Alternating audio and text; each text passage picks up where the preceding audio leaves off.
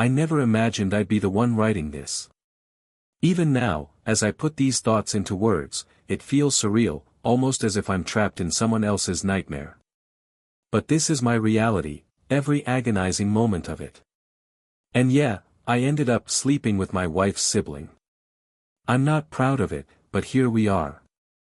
Let me start by saying that I'm not some crazy lunatic. I have a well-established career, and most people would probably label me as a laid-back guy, the sort of man who rarely loses his cool. But envy?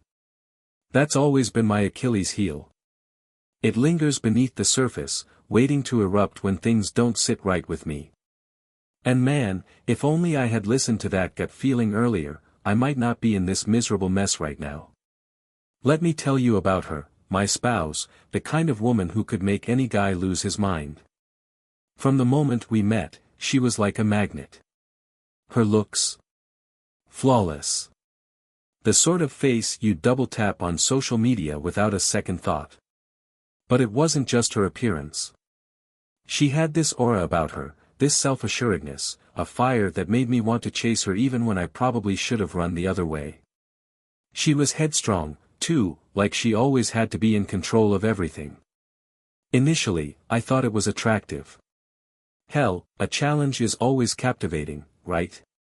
But after years of coping with her stubbornness, that allure faded pretty quickly.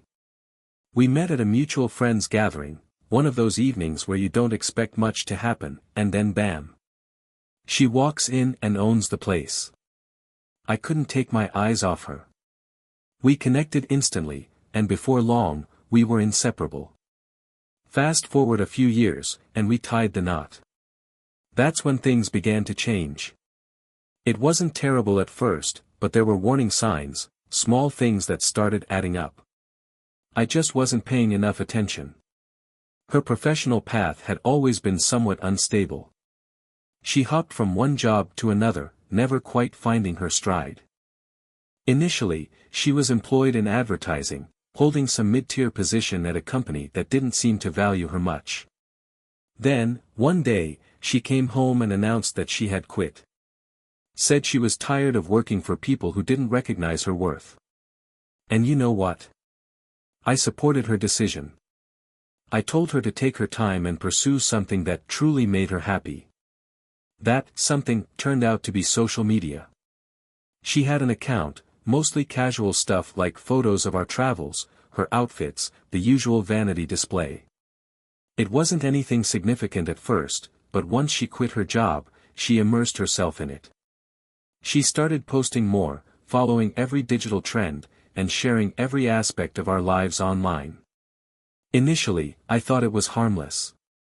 I mean, how bad could it be? It kept her occupied while she searched for another position, and it wasn't like we were hurting for money or anything. I never expected it to take off like it did. I assumed she'd dabble in it for a while, lose interest, and move on. But then her follower count began to soar. At first it was just a few hundred, then thousands, and before I knew it, she had tens of thousands of people hooked on every selfie, every fashion post, every dumb product she endorsed. People started recognizing her when we were out, as if she were some kind of celebrity. I should have sensed the trouble then, but no, I was naive. I even encouraged her to go all in on it. I figured, why not? It's something she's talented at, and if it makes her content, that's all that matters, right? And if it didn't work out, well, we had enough in savings to cushion any fall. What I didn't anticipate was that this shallow, superficial digital world, would become more valuable to her than anything else, even me. At first, I was proud of her. She was establishing a name for herself, gaining sponsorships. Companies were sending her free products, and she even began getting compensated for posts. I didn't entirely understand it, but I was glad she'd found something she was passionate about. But the more time she spent glued to her screen, the more detached she became. Every conversation revolved around her followers, her posts, her brand. And don't even get me started on the endless selfies. God, it was like living with a wannabe Kardashian. We began drifting apart. Intimacy became rare. She'd dismiss me, claiming she was tired, exhausted, or had to wake up early for a collaboration meeting. Initially, I believed it, thinking maybe it was just a phase and she'd snap out of it, and things would go back to how they were. But that never happened. And now, in hindsight, I see how blind I was. I was so focused on encouraging her, on being the supportive partner, that I didn't see the changes happening right before my eyes. She wasn't just building her social media career, she was creating a life that excluded me. So yeah, that's the backdrop. I'll get to the part about her sibling soon enough because, let me tell you, things only get messier from here. Up until a certain point, her social media presence wasn't doing all that well. It was just another typical vanity project, posts about our vacations, her shopping sprees, selfies with that "look at me" attitude. Sure, she had a decent following, but nothing that could pay the bills, if you catch my drift. Then, out of nowhere, things began to shift, and fast. She started mingling with new people, influencers and bloggers, the type who live every second through a lens. She'd go out for networking events, which I later realized was just a fancier way of saying, I'm socializing with other attention seekers. I didn't overthink it at first. She said they didn't promote her page or anything, that she was just learning the intricacies of how the algorithms operated. Honestly, I didn't know how much of that was genuine, but the growth was undeniable. Her followers were multiplying rapidly, like someone flipped a switch. I didn't question it. Maybe I should have, but I was simply happy for her, pleased that she finally found something she was genuinely passionate about. I suppose, in a way, I wanted her to succeed, because if she felt fulfilled, maybe things would get better between us. But in retrospect, man, I was oblivious. I should have seen all the indicators, especially since things between us were only deteriorating further. Now, as for her family, that's a completely different story. Her parents are what you'd call old-fashioned, conservative, religious folks, the kind who attend church every Sunday and frown upon anything they consider too modern or worldly. They disapproved of the idea of their daughter showcasing herself to strangers all over social media. But she didn't care. She never worried about what anyone thought, least of all them. Her sibling, though, she was nothing like my spouse. Reserved, composed, much more similar to me in many ways. If my wife was a firecracker, her sister was more like a candle, steady, consistent, and never one to cause a stir. She wasn't into the whole social media frenzy or the extravagant lifestyle my spouse was diving into. Sometimes, I'd wonder how they were even related. They were complete opposites. The initial warning signs, though, started appearing when she began posting these swimsuit photos. Now, I get it, people share pictures like that from vacations at the beach, no big deal. But this wasn't like that. She began going out of her way to arrange these professional photo shoots, all made up, looking like she was auditioning for a cover of Sports Illustrated or something. It wasn't just casual fun. It was intentional, and it made me uneasy, but I didn't say much. After all, it's her body, her page. I thought it was harmless, at least initially. But then things started getting strange. I noticed pricey items showing up around the house. I'm not talking about little things. I mean new furnishings, designer decor, clothing, handbags, the kind of stuff I knew I hadn't given her money for. At first, I thought maybe she was dipping into our savings or using some extra cash from her blog. But when I asked her about it, she just dismissed it, saying it was all from her influencer work. Now, I'm not naive. I know how these things work, and I knew she wasn't getting that many brand deals or sponsorships. So, where was all this money coming from? I decided to do a little investigating on my own. I went through her social media, checked every post, searched for ads, sponsor tags, anything that could explain this sudden influx of income. And guess what? I didn't find a damn thing. No ads, no sponsorships, no nothing. That's when I realized something was seriously wrong. I had more questions than answers, and the worst part was I had no idea how to even bring it up without her blowing up at me. I couldn't piece it together on my own. No matter how hard I tried, the puzzle just didn't fit. Where was the money coming from? What was really happening behind the scenes? I didn't know who to trust or how to confront her without having everything turned back on me. So, I did the only thing I could think of. I hired a private investigator. Now, I always thought private investigation work was some Hollywood movie stereotype. I pictured these guys working out of sketchy offices, following people around in beat-up cars, and charging peanuts. Let me tell you, that's not how it works. Turns out, it's pricey. Really pricey. But at that point, I didn't care. I needed answers, and if it cost a little more, so be it. I had to know what was going on with my spouse, where the money was coming from, and whether there was something darker hidden beneath her sudden social media fame. I remember feeling uneasy about it, like maybe I was crossing a line, but then again, if she wasn't hiding anything, I had nothing to worry about, right? At least, that's what I told myself to justify it. The detective was professional, didn't ask many questions, just dove straight into the task. He promised to dig into her activities, see if there were any meetings or transactions that didn't add up. In the meantime, I thought about someone else I could turn to for help, her sibling. Now, I hadn't opened up to her before, but considering how calm and collected she always was, I figured she might know something or at least offer me some advice. So, I dropped by her place one evening. I didn't want to make it seem obvious, so I played it off like it was just a casual visit, you know, the brother-in-law dropping by for a friendly chat. When I got there, it was just her. The house was silent, and she seemed genuinely surprised to see me. We ended up sitting in her living room, sharing a bottle of wine. She had this way of calming the atmosphere around her, making you feel like everything was going to be all right, even when it clearly wasn't. We didn't dive into the serious stuff immediately, just some light conversation at first, but eventually, I had to address the elephant in the room.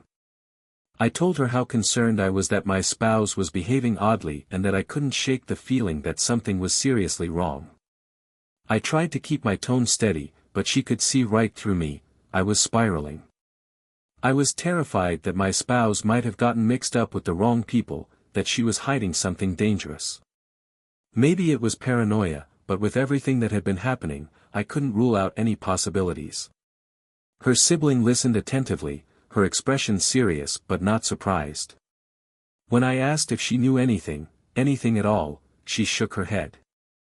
She said she hadn't noticed anything unusual and that my spouse never opened up about any personal struggles. But then again, they weren't exactly close anymore, not like they were when they were younger. Still, she assured me that if she ever picked up on anything, she'd inform me right away. It was a frustrating conversation because I left with no more answers than when I had arrived, but at least I felt like I had someone in my corner. Her sibling was like that, calm, level-headed, the kind of person you could rely on when things spiraled out of control. But even with her reassurance, I couldn't shake the sense that something huge, something catastrophic, was lurking just around the corner. When the investigator finally called me back to meet, I didn't know what to anticipate. I felt a knot in my stomach the entire drive to his office, this relentless feeling that whatever he had discovered wasn't going to be good. And when I walked in and saw his expression, serious, no small talk, straight to the point, I knew I was right.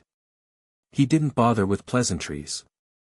He sat me down, opened a folder, and laid everything out. Your spouse's social media account. That's merely scratching the surface, he said. My stomach twisted, but I didn't interrupt. I wanted to know everything. It's a front, he continued, a platform to promote her primary source of income. You've probably heard of it. And when he mentioned the name of the site, it felt like a punch to the gut. I'm not going to spell it out here. It's one of those infamous websites where women share photos and videos that leave little to the imagination. You know the type, explicit, provocative, and extremely profitable if you know how to play the game right. I just sat there, staring blankly at him, not fully comprehending what he was saying. My spouse? My spouse was posting on that site? The woman who claimed she was working tirelessly to grow her social media presence and become a legitimate influencer was actually earning money from a site like that? The detective didn't stop there. He pulled out the evidence, so to speak, screenshots of her account on that site, payments linked directly to her bank account, schedules of her photo shoots, everything. And these weren't the typical social media pictures. No, these were professional, highly suggestive, and far more revealing than anything she'd ever shared on her public profile. The kind of content I never imagined she'd be okay with, let alone sell to strangers online. I flipped through the documents slowly, my heart racing. The detective leaned back, allowing me to process it all, remaining silent. The more I reviewed, the clearer the reality became. She had built an entirely separate life, a hidden career, without me having the faintest idea. Sure, she had told me she was doing photo shoots and working diligently on her content, but I assumed it was all for her social media presence, just a part of the influencer grind. But no, this wasn't about fashion posts or sponsored travel snapshots. This was about profiting from men paying for exclusive, provocative images. I remember staring at the transaction history, thousands of dollars flooding into her account, all sourced from this site. That explained the extravagant furniture, the designer outfits, the random luxury items that kept appearing at home. It wasn't social media deals or brand sponsorships. It was all from this. I didn't know how to react. Rage? Betrayal? Confusion? All of them hit me at once. Some guys, I suppose, might have shrugged it off, maybe even considered it no big deal. I know there are people who are perfectly fine with their partners engaging in this kind of activity as long as it doesn't involve physical infidelity. But that's not me. To me, this was a betrayal. Maybe not in the conventional sense, but a betrayal nonetheless, the secrecy, the deceit, the fact that she was selling herself online without ever discussing it with me.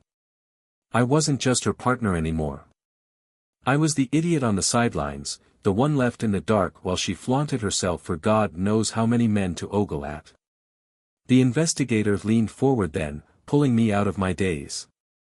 "I'm sorry," he said, not like it was his fault, but just because he knew how terrible this was.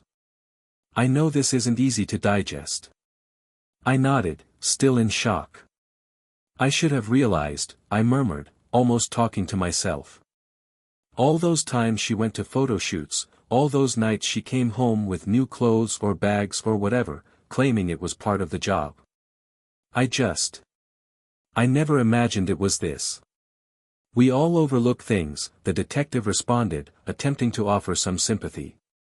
"Sometimes, people are excellent at concealing who they truly are." I couldn't quiet the thoughts spinning in my head. Why didn't we discuss this? Why didn't she approach me and at least attempt to explain what she was doing? Maybe she thought I'd blow up. Maybe she was terrified of what I'd say. But still, something. I couldn't stop thinking that if we just communicated, maybe this wouldn't have transpired. Maybe she wouldn't have felt compelled to hide it. Or perhaps we would have separated earlier, and I wouldn't be sitting here, in some investigator's office, feeling like my entire world was falling apart. I replayed all those moments. I noticed subtle shifts, the more daring photos, the new outfits, the frequent shoots that started happening more and more. Every single one of them, now that I knew the truth, was meant for this other site. They weren't just innocent social media posts. They were for paying clients. I took the folder from the investigator, barely able to look at the contents. There were photos, transaction records, conversations between her and people I didn't recognize, men paying for private material.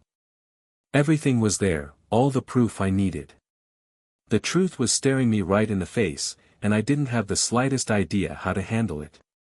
I left the office that day with more answers than I wanted, but at least now I understood what I was dealing with, what she'd been doing, what kind of person she had become.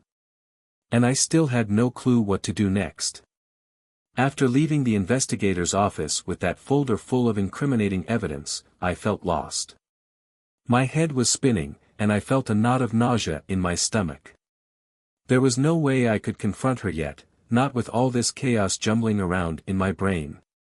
I needed to talk to someone who might actually grasp the situation, someone who knew her but wasn't entangled in all the lies.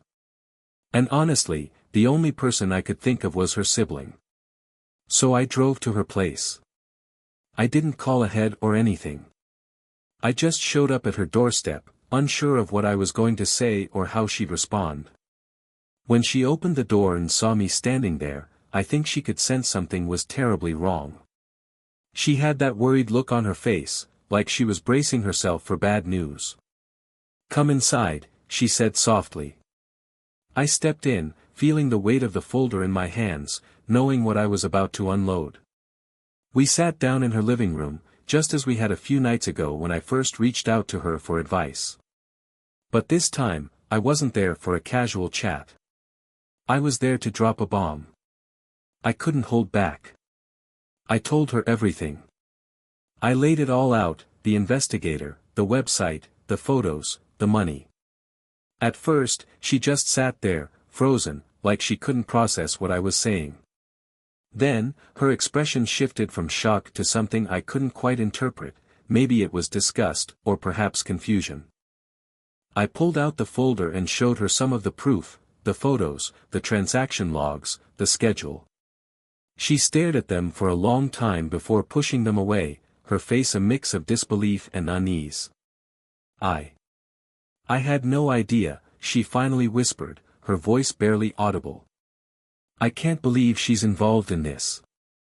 "I don't know what to do," I confessed, feeling the immense burden I'd been carrying for the past few days. I couldn't think clearly. Couldn't figure out what the next step should be. I didn't see this coming at all. She stood up and walked to the kitchen, grabbing a bottle of wine from the countertop. "Here," she said, pouring us both a glass. "You need this." I accepted it, thankful for anything that might take the edge off. She sat back down, but I could sense she was trying to shift the conversation. She didn't want to dwell on the chaos her sibling had caused, so she asked about work, about anything but the issue that was tearing my life apart. And honestly, I appreciated the distraction. For a few fleeting moments, it felt like things were normal, like I wasn't stuck in this nightmare. But, of course, it was just a temporary escape. No amount of small talk or wine was going to erase what was happening. Still, I valued her support. She didn't judge me, didn't make me feel foolish for not noticing the signs sooner. She was just there, and that meant more than I could express. When I finally got up to leave, I felt an odd sense of calm, like I wasn't so isolated in this anymore. As I was saying goodbye, I leaned in for a hug. Something casual. Something friendly. It was supposed to be just that, a simple gesture of gratitude, of comfort. But when she hugged me back, it wasn't merely friendly. She hugged me so tightly, her arms wrapped around me as if she didn't want to let go. And I'm not going to lie, there was something about it that made me feel warm, made me feel good. For the first time in days, I felt like I wasn't entirely falling apart. It was comforting, but not in the way a hug from family typically is. It lingered longer than it should have. Friendly hugs don't last that long, do they? At the time, I convinced myself it was just two people, both overwhelmed by a terrible situation, offering each other solace. But the way her body pressed against mine, the way her breath slowed against my shoulder, it was different. I didn't know what to make of it at that moment. Maybe I didn't want to. But one thing was certain, that hug marked the beginning of something I wasn't prepared to confront. 2 days later, the dinner I had been dreading finally arrived. It had been planned for some time, a family gathering at our place with her parents, her sibling, and, of course, my spouse. The last thing I wanted to do was sit around the table, pretending like everything was fine, but I decided to hold off on revealing what I knew until then. I figured if I was going to destroy everything, I might as well do it with impact. That morning, I still wasn't certain how I was going to handle it. A part of me wanted to pull her aside, confront her privately, and end it right there. But then I thought, no. Why make it easy for her? She had been hiding things from me for months, maybe even longer.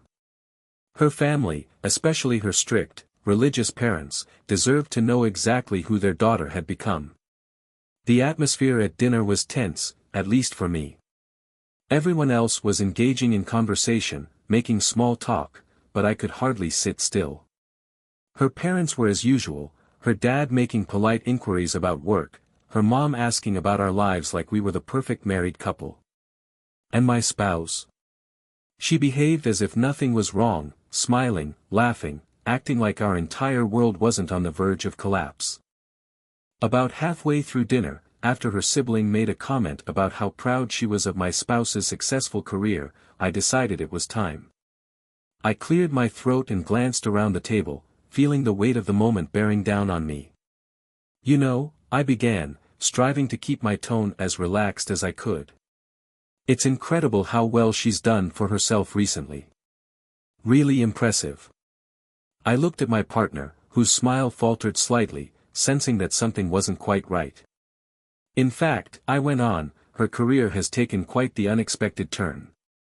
Her parents peered at me curiously, still clueless, while her sibling shot me a wary look, likely recalling our conversation from the other day. I mean, the way she's managed to juggle her life as a social media personality and, well, her other ventures, I stated, letting the words hang in the air long enough for everyone to start feeling uncomfortable. My partner's face was beginning to lose color. And since we're all here tonight, I thought it'd be an ideal time to show you exactly what she's been up to. I pulled out my phone, opened the browser, and navigated to her profile on that site, the one where she'd been uploading all those pictures, the real source of her income. I turned the screen toward her parents, allowing them to see the truth for themselves. The silence that followed was almost unbearable. Her mother's expression shifted from confusion to horror in mere seconds. Her father's mouth opened, but no words came out. He just stared at the screen like he couldn't comprehend what he was witnessing. Then, all hell broke loose. Her mother began screaming, demanding to know how she could do this, what kind of life she'd been leading behind their backs. Her father tried to maintain composure at first, but his voice quickly escalated, blending disbelief with rage. And my partner? She looked like she might faint, stammering out excuses, trying to defend herself, but nothing was convincing. She was exposed, and there was no talking her way out of this one. Her sibling remained silent, her eyes shifting between me and the turmoil at the table like she didn't know whose side to be on. As the shouting intensified, I stood up and calmly removed my jacket. I didn't feel the need to stay and witness the aftermath. I had done what I came to do. They could sort it out without me. I'm going to head out, I stated, my voice cutting through the chaos for just a moment. Enjoy the rest of your dinner. Without waiting for a reply, I grabbed my keys and left the house. The brisk evening air hit me as I stepped outside, and I felt a bizarre sense of relief, even as the echoes of their argument faded behind me. I wasn't furious anymore, just drained. I made my way to a nearby bar, the one I used to frequent with friends before everything got so convoluted. I settled in, ordered a drink, and let the noise of the place drown out the commotion from earlier. For the first time in a long while, I felt like I could breathe. Around 20 minutes into my second drink, just as the burn of the alcohol started to dull the edge of the chaos I'd stirred up, she walked in, my spouse's sibling. I hadn't expected to see her, yet when she slid onto the stool next to me, it felt oddly right, like this was exactly where she was supposed to be. She didn't say anything at first.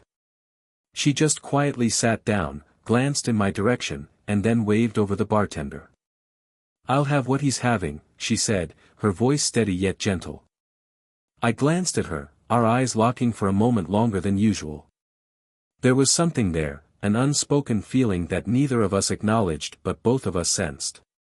A mutual understanding of the predicament we were in and the aftermath that was bound to unfold.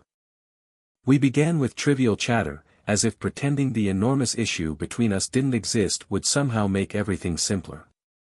She asked me how work was going, how I was coping with everything, but there was an undertone in her voice, like she knew we were only delaying the inevitable. I answered her questions, but my mind wasn't really in the conversation.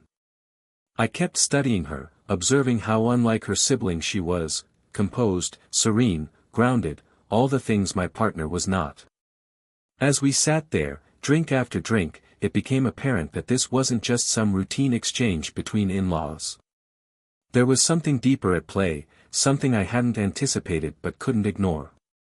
I started to relax, feeling more at ease with her than I had with anyone else in a very long time.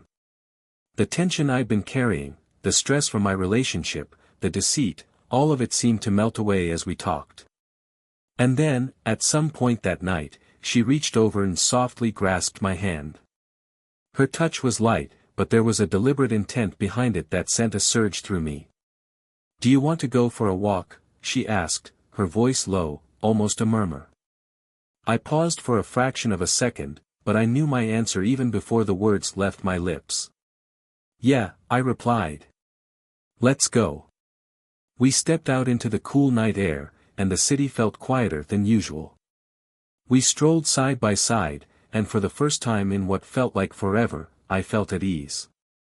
We didn't speak much initially, just walked in silence, letting the calm of the night envelop us. But as the minutes slipped by, we began to open up. She confided in me about how difficult it had been watching her sibling and me fall apart, how she had noticed the distance between us long before I had. She wasn't critical, just straightforward, and I appreciated that more than words could convey. As we continued walking, I realized how different I felt in her presence. I wasn't tense, wasn't on edge, wasn't anticipating the next argument or the next justification. I felt alive, rejuvenated in a way, as if the weight of everything I'd been carrying had been lifted. I hadn't experienced this in years, not with my spouse, not with anyone. Before I knew it, we were standing at her place. It was as though the walk had flown by, and suddenly we were at her front door. "Do you want to come inside?" she asked, her voice soft yet welcoming. I didn't hesitate. I didn't even need to consider it. "Yeah," I said, following her through the door. Inside, it was serene, tranquil, the kind of peace I hadn't felt in my own home for what seemed like an eternity. She uncorked a bottle of wine, something she'd been saving for a special occasion, and we settled on her couch, talking about everything and nothing. The tension that had been building between us all night was still there, but now it was palpable, vibrating in the air. At some point, I couldn't even recall when, the conversation dwindled. We just stared at each other, and without saying a word, we kissed. It wasn't planned, and it certainly wasn't subtle. It was electric, the kind of kiss that erases everything else around you. And in that instant, it felt as though everything was perfectly aligned in the world. The night that followed was intense. It wasn't just about the physical connection, although that was definitely there, but it was something more profound. It was as if all the emotions I'd been bottling up, all the frustration and isolation, had finally found an outlet. She made me feel things I hadn't felt in ages, and I didn't want it to end. I spent the night at her place, and when I woke up the next morning, I didn't feel an ounce of regret. Not for a second. It wasn't about revenge. It wasn't about retaliating against my spouse for everything she had done. It was about beginning something fresh, something genuine. And at that moment, I realized I didn't owe my partner anything anymore. She had made her decisions, and now I was making mine. When I finally got back home, my wife was waiting for me, standing in the doorway as if she'd been there the whole night. The moment I walked in, she slapped me hard across the face. It stung, but it didn't hurt nearly as much as everything that had led to this moment. "You're a fool," she spat at me, her eyes blazing with fury. "You think I didn't know where you were? You think I care? I'm filing for a divorce." I didn't even flinch. In fact, I felt relieved. She had spared me the trouble of bringing it up myself. "Good," I said, my voice calm. That's probably the wisest thing you've said in a long time. The separation process was quick, thankfully quick. No lengthy disputes, no drawn-out negotiations over who got what. We both knew it was over, and neither of us had the energy left to prolong it. 2 months later, her sibling and I decided to reveal the truth to her parents. We thought they'd be furious, judgmental, maybe even disgusted, but surprisingly, they were understanding. Happy for us, even. Maybe they saw something in us that I hadn't been able to recognize at first, that this was the best outcome for everyone involved. My ex-wife's parents, as traditional as they were, somehow managed to look past the chaos and see that we were creating something meaningful from the ruins. As for my ex-wife, she dove headfirst into her social media world with more vigor than ever before. Without me around to critique or give my opinions, she was free to be whoever she wanted to be, and honestly, she flourished. Her follower count skyrocketed, her content gained more attention, and she seemed to be living her best life. She was no longer burdened by the expectations of being someone's partner. And me? I was okay with that. I didn't care anymore. I had moved on to something real, something that made me feel alive again, and I didn't look back. Update: it's been 2.5 years since everything went down, and I figured it was time to share an update. So much has changed, and honestly, life has taken a path I never would have predicted back when all that turmoil began. First off, yes, we got married. My wife's sister, well, ex-wife's sister, but that just feels strange to say now, and I tied the knot about a year ago. It wasn't a grand ceremony, nothing extravagant, just something modest with close family and friends. And honestly, that's exactly what I wanted. After all the turmoil from before, a calm, intimate celebration felt right. And the even bigger news? We're expecting. Yes, we've got a baby on the way. I still can't believe it sometimes. It's funny how life turns out. If someone had told me back then that I'd be starting a family with her, I would have thought they were insane. But here we are, preparing for the next significant chapter of our lives, and I couldn't be happier. As for how things have been, well, they've been good. No, not just good, genuinely amazing. We've created a life that's stable, drama-free, and, honestly, peaceful. I finally feel like I'm where I'm supposed to be. No more lies, no more secrets, just the two of us navigating life's ups and downs together. And that's all I ever really wanted. My ex. From what I hear, she's still thriving with her social media endeavors. She's living her life, and as far as I know, she's content. We don't keep in touch, and I don't see a reason to. I moved on. She moved on, and that's that.